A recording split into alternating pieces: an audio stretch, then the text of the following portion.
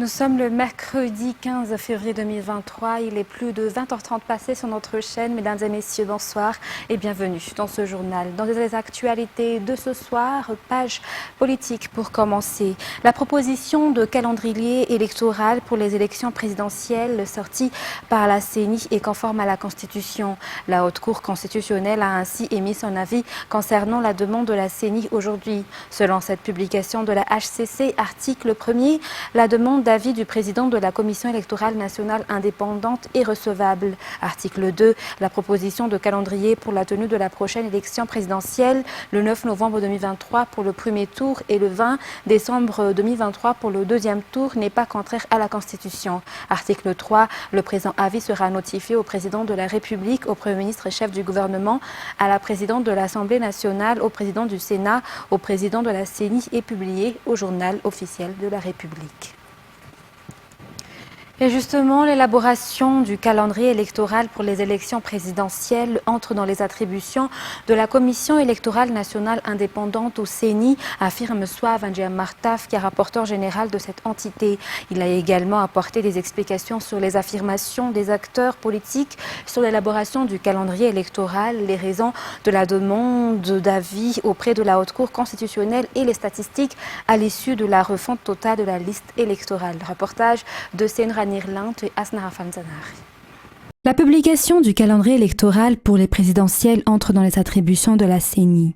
Par ailleurs, les autres dates dans le cadre de la préparation de l'élection présidentielle devront sortir prochainement, selon le rapporteur général de la CENI, Souave Ndjiamartaf. La Haute Cour constitutionnelle se charge de renforcer les points essentiels sur ce calendrier sorti par la CENI, notamment sur la conformité de ce calendrier pour les élections présidentielles à la Constitution, explique le RG de la CENI.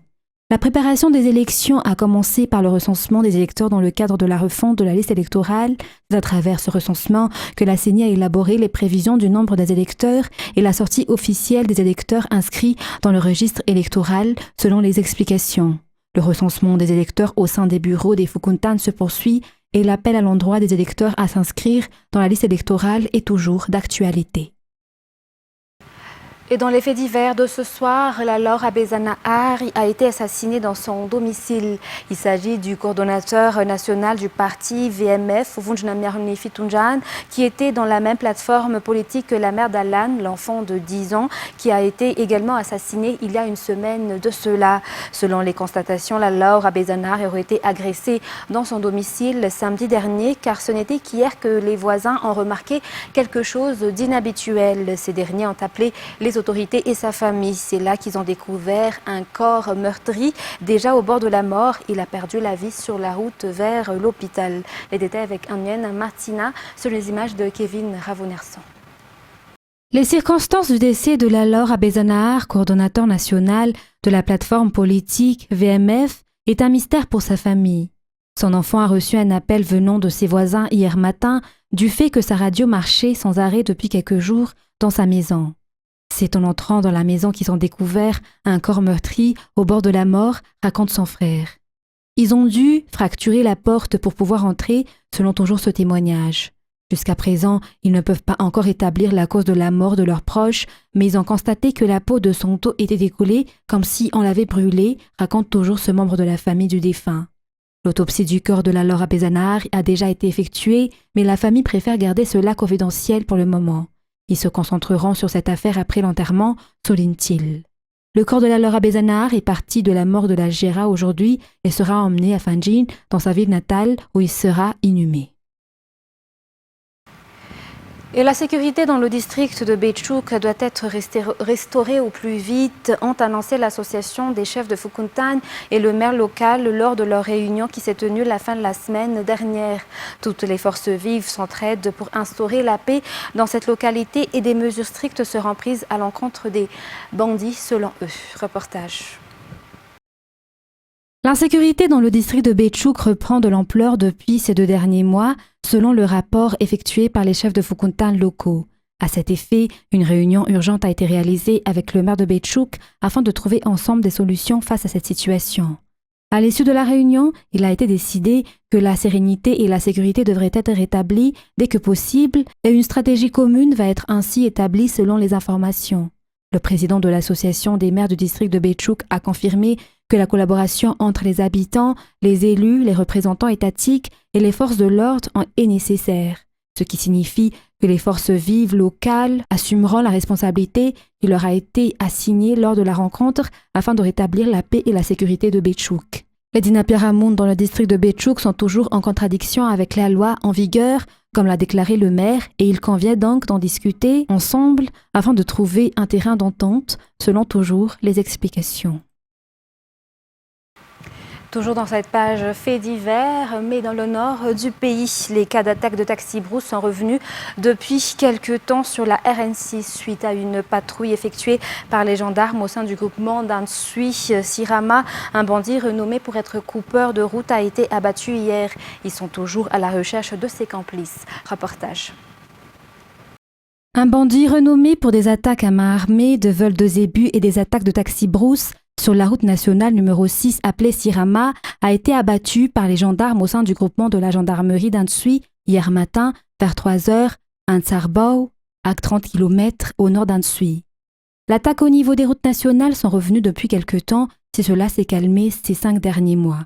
Raison pour laquelle les gendarmes sont descendus sur les lieux pour effectuer des rondes et pour rechercher les malfaiteurs. La recherche de ces 2 autres complices se poursuivent car ils ont pris la poudre d'escampette après la course-poursuite avec les gendarmes. La gendarmerie nationale d'Ansui appelle les citoyens à ne pas hésiter à les prévenir en cas de fait suspect ou de délit. Dans les informations sociales, Madagascar était parmi les pays les plus vulnérables en matière de propagation de rumeurs et de fausses informations autour de la Covid-19 en 2020 et 2021. Parmi les plus de 60 rumeurs qui se sont propagées à Madagascar, beaucoup y persistent encore actuellement, selon Ilunser, à l'Observatoire des médias de la communication à Madagascar aujourd'hui. Cet observatoire a ainsi initié une campagne de lutte contre la désinformation et la propagation des rumeurs en débutant par la formation des journalistes. Toujours un reportage de Anienne Martina et Kevin Ravonerson. Plus de 23 000 rumeurs et de fausses informations se sont propagées dans le monde autour de la Covid-19 depuis l'existence de ce virus en 2019. C'est de là que vient l'infodémique selon les informations. 58 de ces rumeurs se sont propagées à Madagascar, ce qui a entraîné des conséquences dans la lutte contre la Covid-19 selon les explications. 3 régions de Madagascar ont fait l'objet d'enquêtes approfondies par cet observatoire des médias et de la communication de Madagascar, au Ilunser, pour connaître ces rumeurs et leurs sources. La propagation de ces fausses informations a entraîné la défiance des citoyens vis-à-vis des médias, selon les explications. Raison pour laquelle le projet, afin de restaurer la confiance du public dans l'information, a été initié. Un projet financé par le peuple américain, selon les explications. La maladie liée au Covid-19 est toujours là. De ce fait, le projet ne se cantonnera pas aux campagnes de lutte contre la désinformation, mais il utilisera les canaux de communication et les stratégies comme les chansons, scénettes et bien d'autres. Dans les actualités internationales de ce soir, au moins 12 personnes sont mortes dans des inondations causées par de fortes pluies en Afrique du Sud où l'état de catastrophe naturelle et nationale a été décrété. La montée des eaux affectant notamment le parc touristique Kruger selon le département national de gestion des catastrophes mardi. Le point avec France 24. Des routes inondées, des ponts inutilisables, des bidonvilles qui s'effondrent. Les Sud-Africains sont habitués à ce genre de catastrophe, mais c'est à chaque fois un nouveau drame. Impossible pour l'instant d'estimer les dégâts. Les pluies diluviennes s'abattent depuis le 9 février dernier dans 7 des 9 provinces du pays. Des milliers de personnes seraient déplacées. 3 morts dans la province du KwaZulu-Natal, 2 morts dans celle du Cap-Oriental. Et ce bilan n'est sans doute pas définitif. C'est donc pour porter secours à ces populations que le gouvernement a décrété l'état de catastrophe nationale. Les autorités envisagent aussi d'aider les agriculteurs qui vont subir d'importantes pertes. Reste à savoir pourquoi l'Afrique du Sud a ces pluies diluviennes. Les experts considèrent que c'est en raison du phénomène La Nina, des changements climatiques au-dessus du Pacifique et que ces pluies risquent de perdurer dans les semaines à venir. Et à Adıyaman, ville du sud de la Turquie dévastée par les séismes du 6 février, les opérations de recherche se poursuivent sous les yeux des familles. Mais plus d'une semaine après la catastrophe, l'espoir des secouristes s'amenuise. France 24. L'attente interminable pour ces familles. Ces hommes patientent depuis des jours sur ces montagnes de gravats, au plus près des opérations de secours, dans l'espoir d'une bonne nouvelle. Un corps est extrait des décombres, une victime de plus du séisme. Des secouristes étrangers sont là, en renfort. Ici, c'est une équipe chinoise qui dirige les opérations. D'ordinaire, on peut espérer retrouver des survivants dans les 72 heures qui suivent le tremblement de terre. Maintenant, ça fait plus d'une semaine. Les chances sont minces, mais il faut garder l'espoir de trouver encore des personnes vivantes.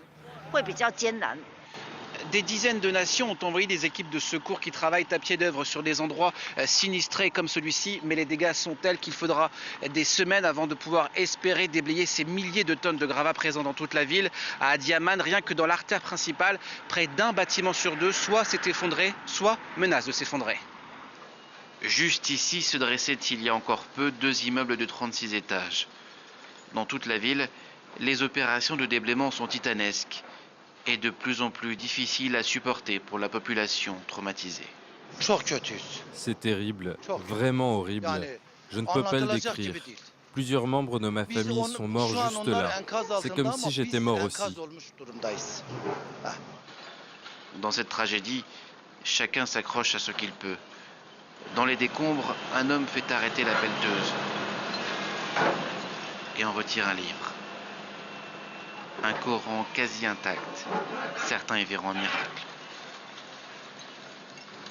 En une semaine, ces secouristes tchèques ont extrait 2 survivants et surtout des dizaines de corps. L'espoir n'est plus vraiment permis plus d'une semaine après le séisme, mais ils continuent de chercher. Il y a quelque chose de vraiment très fort sur le plan émotionnel. Je pense que ça nous aide à aller de l'avant et à faire du mieux qu'on peut.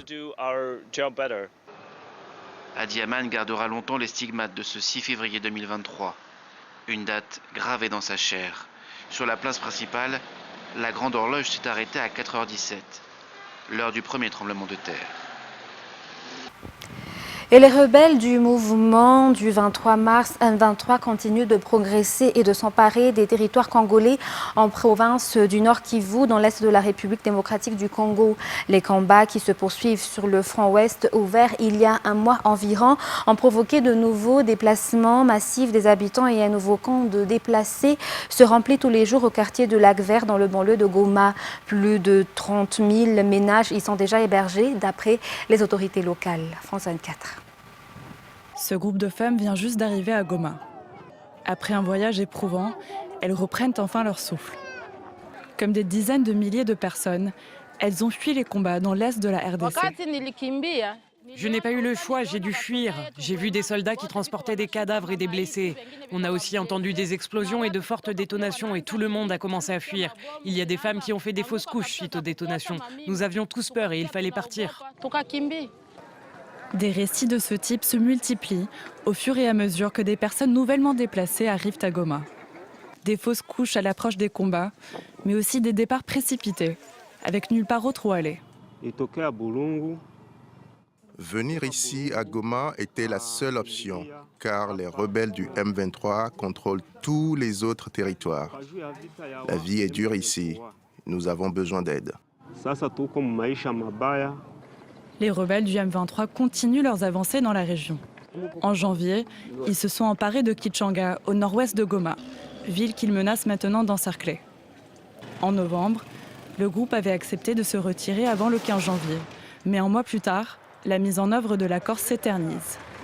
La semaine dernière, les chefs d'état-major de la communauté des États de l'Afrique de l'Est ont proposé d'attribuer des zones d'influence et d'action aux troupes régionales, une fois le départ du M23 achevé.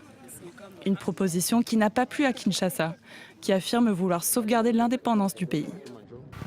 Sur ce, mesdames et messieurs, c'est la fin de ce journal. Très bonne suite de programmes sur Viva. N'oubliez pas dans quelques instants votre série Dynastie. Sur ce, très bonne soirée à tous sur Viva. Au revoir.